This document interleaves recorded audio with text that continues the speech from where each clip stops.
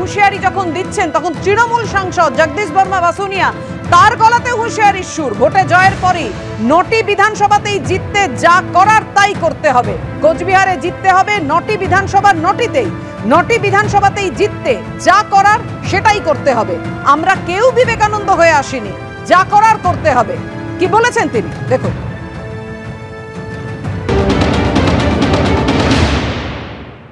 মুখ্যমন্ত্রী আমাদের ডেকেছে, আমরা কথা দিয়ে এসেছি আমরা নয় বিধানসভা জিতব।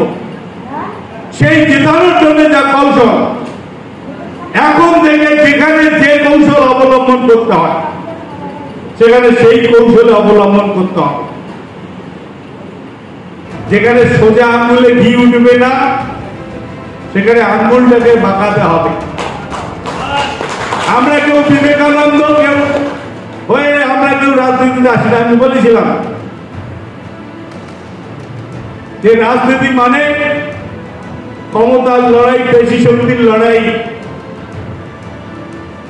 সেই লড়াইকে টিকে থাকতে গেলে যা যা করা দরকার আপনারা করবেন।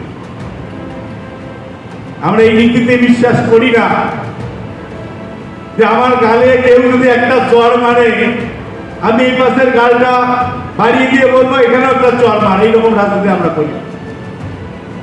কেউ যদি আমাকে একটা চর মারতে আসে আমাকে 10টা চর মারার মতো মানুষ প্রত্যেক তৈরি থাকতে হবে, আমাদের মন থেকে তৈরি থাকতে হবে।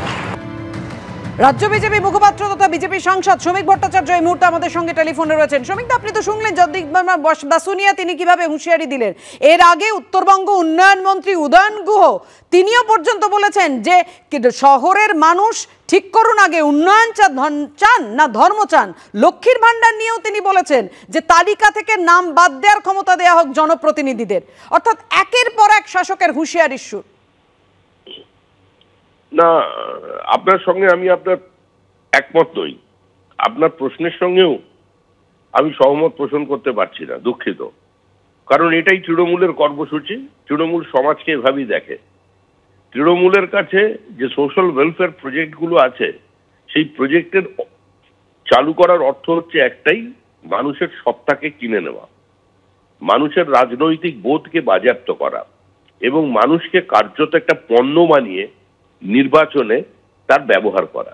তো যে রাজ্যের মুখ্যমন্ত্রী প্রশাসনিক দপ্তরে বসে বলেন যে পুলিশ যদি ঠিকঠাক কাজ করত, আইবি দপ্তর যদি ঠিকঠাক কাজ করত, আজকে আমাদের ফলাফল অনেক ভালো হতো, বিজেপি 4-5টার মধ্যে আটকে যেত, তাহলে সেখানের একজন বিধায়ক তো এই ভাষায় কথা বলবেন, এটাই প্রত্যাশিত, এটাই স্বাভাবিক, এটাই তৃণমূলের চলার পথ। সারা রাজ্য জুড়ে এটাই হচ্ছে। যেহেতু এরা দুজনেই নেতা, আপনার সংবাদ মাধ্যমের ক্যামেরার কারণে আপনাদের এটা গোচরে এসেছে, আপনারা এটাকে সম্প্রসারিত করছেন, তার জন্য আপনাদের অভিনন্দন, ধন্যবাদ। মানুষ জানতে পারছে, কিন্তু গোটা গ্রাম বাংলা জুড়ে একই চিত্র চলেছে। যে যে বুথে লিড পেয়েছে সেখানে আক্রমণ করছে। যেমন আপনাকে উদাহরণস্বরূপ বলি, আপনার অফিস এই মুহূর্তে সেক্টর 5-এ নিউ টাউনে, আপনি আপনার একদম নিকটবর্তী যে পৌরসভা আছে সেটা হলো বিধাননগর পৌরসভা। এখানে এলে দেখবেন চারিদিকে বিরাট বিরাট হোর্ডিং লেগেছে, তার উপরে লেখা আছে মমতা বন্দ্যোপাধ্যায়ের ছবি এবং অভিষেক বন্দ্যোপাধ্যায়ের ছবির পাশে লেখা আছে যে বাংলা বিরোধীদের বিসর্জনের জন্য সহযোগিতা করায় আমরা মানুষকে অভিনন্দন জানাচ্ছি।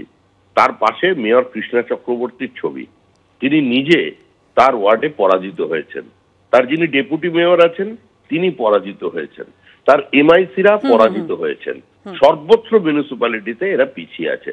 সুতরাং এবং সুদীপ বন্দ্যোপাধ্যায় কলকাতার প্রাণ কেন্দ্রের যিনি প্রার্থী তিনিও তার বুথে পরাজিত হয়েছেন।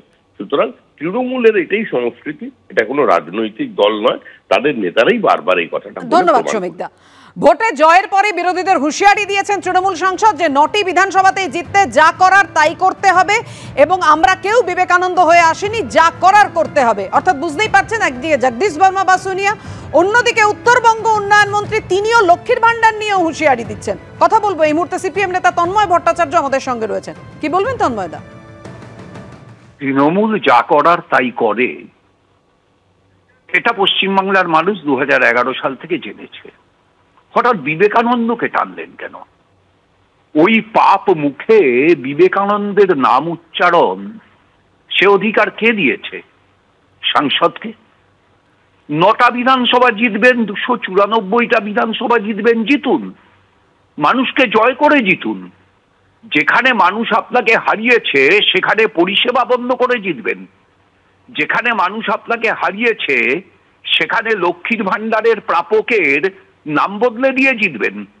যেখানে মানুষ আপনাকে হারিয়েছে সেখানকার মানুষকে হুঁশিয়ারি দিয়ে জিতবেন। এইটা গণতন্ত্র।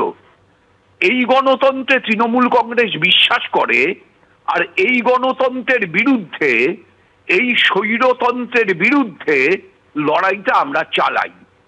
সুতরাং তৃণমূল কংগ্রেস তারা যা করার মানে তাদের ভাষায় হুমকি দেওয়ার, ভয় দেখানোর, মারধর করার। যেমন আজকে এই বরানগরের 14 নম্বর ওয়ার্ডে একটি প্রতিবন্ধী ক্রিকেটারকে ধরে মেরেছে কাউন্সিলরের নেতৃত্বে। এটাই তৃণমূলের সংস্কৃতি, এটাই তৃণমূলের অভ্যাস। এবং তৃণমূল এই অভ্যাসের বাইরে বেরোতে পারবে না, কারণ তৃণমূলের সাফল্যের মাপ নির্ধারিত হয় দলনেত্রীর কাছে কে জিতিয়েছে আর কে হারিয়েছে তাই দিয়ে।